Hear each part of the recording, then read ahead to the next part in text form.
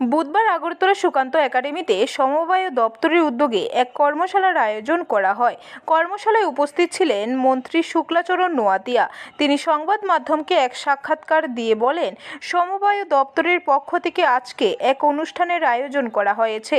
যারা নতুন করে সোসাইটির মধ্যে রেজিস্ট্রেশন করেছে তাদের নিয়ে আজকে একদিনের কর্মশালা অনুষ্ঠিত হবে।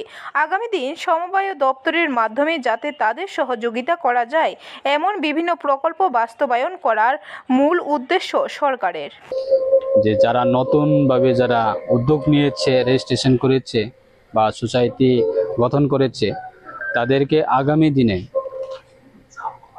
ভারত সরকার এবং ত্রিপুরা সরকারের এই সমবায় দপ্তরের মাধ্যমে তাদেরকে কিভাবে আমরা সাহায্য করা যায়, বিভিন্ন প্রকল্প, যেহেতু আমাদের দেশের প্রধানমন্ত্রী ওনার ড্রিম আগামী 2047-এর মধ্যে বিকশিত ভারত নির্মাণ করা।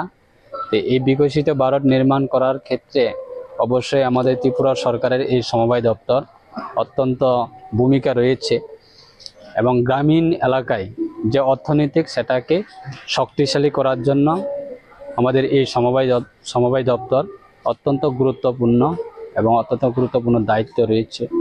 ব্যুরো রিপোর্ট, খবর ত্রিপুরা।